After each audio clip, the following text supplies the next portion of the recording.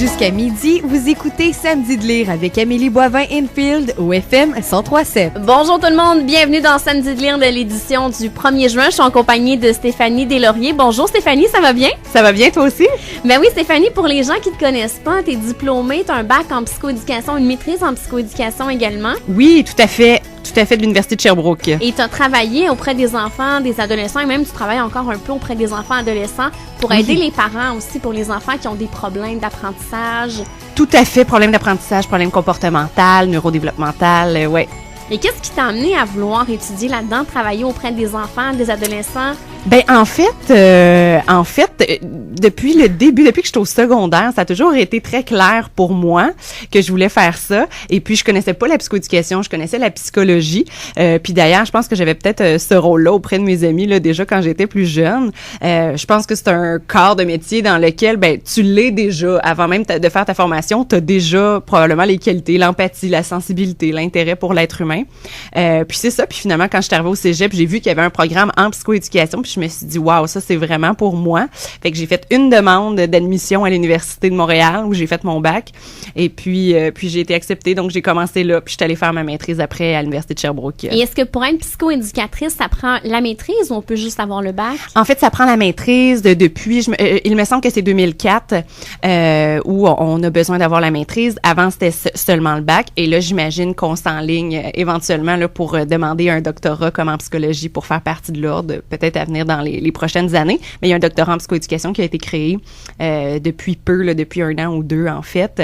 Donc voilà, peut-être qu'on va demander d'être encore plus qualifié pour pouvoir porter le titre de psychoéducateur. Et qu'est-ce que ça fait un psychoéducateur? Eh boy, ça fait tellement d'affaires. Les gens pensent souvent que c'est seulement associé à la petite enfance, adolescence, mais en fait, moi j'ai des amis qui travaillent en milieu carcéral, des amis qui travaillent avec des personnes âgées. Donc de manière générale, ce que je te dirais, c'est qu'un psychoéducateur, ça travaille dans le milieu de vie de l'individu, donc que ce soit à domicile, à l'école, dans son contexte de travail, à la limite pour les personnes autistes ou les personnes ayant une déficience intellectuelle qui sont intégrées dans un milieu de travail.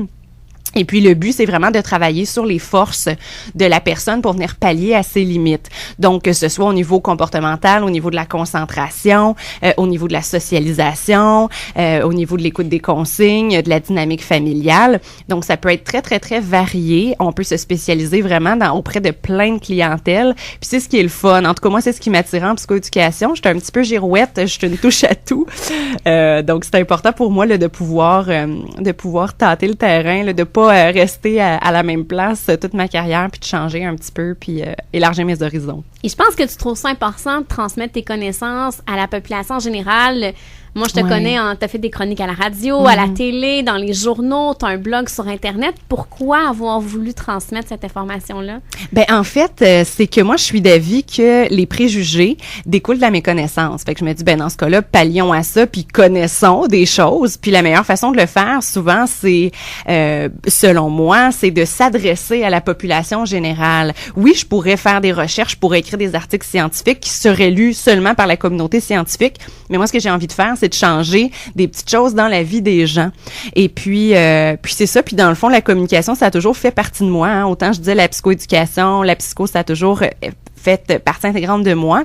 La communication aussi, j'aime parler. Ceux qui me connaissent le savent.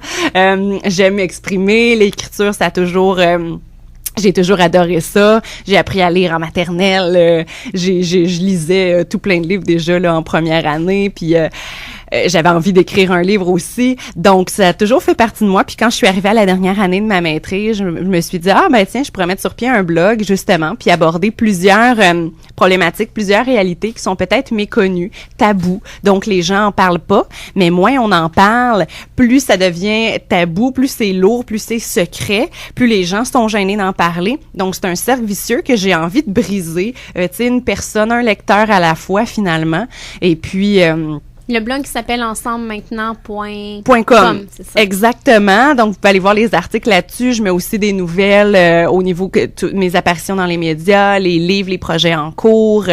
Puis, on offre aussi, avec une équipe, des services psychoéducatifs. Toute l'information est là aussi.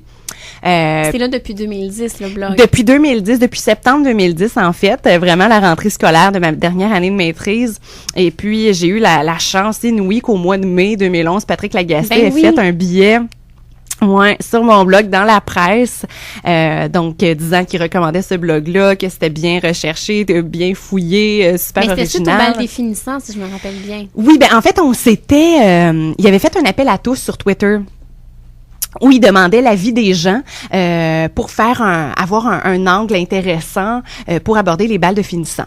Vu que la fin de l'année scolaire approchait, puis moi, ce que je lui avais écrit, je lui avais dit, ça serait intéressant d'aborder soit l'angle des personnes, des ados qui se font intimider, qui se font niaiser, qui sont très peu populaires. Comment eux, ils envisagent ça? Ça doit pas être excitant pour eux autres là, de penser au bal. À la limite, peut-être qu'ils y vont même pas parce que ça évoque rien de positif chez eux. Et puis, je lui avais aussi dit, ça pourrait être le fun aussi de voir toutes les jeunes filles. Je trouve que d'année en année, je vois des photos de finissantes, puis je suis comme, aïe, on dirait une robe de gala, des Golden Globes, des Oscars, super sexy, super échancrée, super court. Puis je suis comme, tu sais, ces filles-là ont quand même juste 17 ans. Puis ce que j'entends, c'est que de plus en plus, on dépense des sommes faramineuses pour un ensemble qu'on va porter une fois. Donc, je lui avais envoyé ces idées-là, il m'avait remercié, puis il était allé faire, je lui avais dit, PS, j'ai un blog, tu sais, c'était même pas voulu. Il est allé voir, il a vraiment trippé. Puis c'était une personne sur ma page Facebook Ensemble Maintenant qui m'a écrit pour me dire « Hey, c'est le fun, Patrick Lagacé a écrit sur toi. » Ah ouais, OK. Fait que je suis allée voir, j'ai vu ça, je le savais même pas. J'étais super excitée, puis je pense que j'y croyais tellement pas que sur le coup, je l'ai même pas remercié. J'étais juste comme, non, ça se peut pas. Moi, je trippe sur Patrick Lagacé depuis quand il écrivait dans le Journal de Montréal, je lisais ses chroniques, puis je trouvais donc qu'il y avait, tu sais, de l'aplomb, puis de la gueule, puis fait que j'en revenais pas. Puis c'est comme 1 an plus tard que j'ai fait « Hey, je réalise que je t'ai jamais remercié, je suis vraiment désolée. » Puis c'est tellement pas mon genre de pas être reconnaissante. Fait que je lui avais réécrit pour le remercier avec 1 an de retard quand même. Et t'as aussi une chronique dans le Huffington Post et aussi Éduparent. Éducatou. Ouais, tout à fait. Dans le Huffington Post, c'est depuis décembre, en fait. Et puis c'est vraiment... comment décrire ça? Un peu psycho. En fait, je voulais pas être dans le pratico-pratique de comment avoir une bonne estime de soi en 3 étapes faciles. Tu sais, je voulais pas que ça soit nécessairement pédagogique ou éducatif. Je voulais que ce soit réflexif, que les gens se reconnaissent, que les gens tu sais, je suis certaine que je suis pas la seule dans ma vie qui se pose ce genre de questions-là sur soi-même, sur le rapport aux autres, sur le rapport à l'extérieur et tout ça. Comme ta dernière, tu parlais d'ego et d'estime de soi. Exactement. J'essayais de faire la nuance entre les deux. Autrement, j'ai fait des chroniques sur le deuil aussi. Avec Julie. Avec Julie, ben oui, exactement. Sur le bonheur, la quête du bonheur, qu'est-ce que c'est. Donc ça, c'est des sujets qui m'inspirent beaucoup dans ma vie personnelle. Fait que j'essaie de le transposer dans mes chroniques. Puis je suis contente, ça rejoint pas mal de monde. J'ai des beaux commentaires. Et puis, donc, il y a cet aspect-là. Puis sur le site d'éducatou.com, c'est un site de ressources pour éducatrices et parents d'enfants entre 0 et 5 ans. Et puis, c'est dans la section Éduconseil. Moi, j'ai la catégorie enfants à besoins particuliers. Donc, on va parler des enfants qui ont divers diagnostics, puis on peut parler de techniques d'intervention à privilégier, comment faciliter l'intégration d'un enfant dans son milieu de garde, comment annoncer à la fratrie ou aux membres de la famille le diagnostic de son enfant, comment gérer les crises. Donc, j'aborde ce genre de choses-là. Puis, les parents et éducatrices sont invités aussi à m'écrire des courriels. Donc, des fois, je réponds à des questions dans ma chronique. Puis ça, je fais ça depuis avril 2012. Et on fait souvent appel à tes services. Je me rappelle de JE, dernièrement à LCN, dans la presse pour parler d'intimidation. Tout à fait. Ben en fait, c'est ça. J'avais été appelée par TVA, en fait, par JE. À l'hiver 2012, et puis pour parler d'intimidation, donc j'y étais allée. Ensuite de ça, ben j'ai été invitée. Il y a des émissions dans le fond à la radio communautaire où toi-même tu travailles, où j'ai été pour parler d'intimidation. Télé communautaire. Qu'est-ce que j'ai dit, la radio? La radio. Mon tadine que je suis mêlée. La télé communautaire, donc pour parler d'intimidation, anxiété. Même chose dans les Basses-Laurentides pour parler d'autisme, pour parler de relations fraternelles aussi. Et là dernièrement, ben LCN m'a appelée dans le fond pour que je participe à l'émission de Mario Dumont. Donc oui, je fais des interventions de cette nature-là. J'adore ça. Ça permet de toucher, de rejoindre beaucoup de personnes à la fois. Ça permet de vulgariser des choses. Tu sais, des fois, on sent comme si l'information n'était pas accessible ou « Ah, c'est de la psycho, c'est de la psychoéducation, je comprends rien là-dedans. » Ben non, tout le monde comprend ça. C'est l'être humain. Donc, nécessairement, on le connaît, on le sait juste pas qu'on le sait. Fait que mon but, c'est de transmettre cette info-là. Et puis... Donc ça, c'est ça. Puis j'aime beaucoup faire des interventions comme ça. Et puis, je fais aussi de la radio, en fait.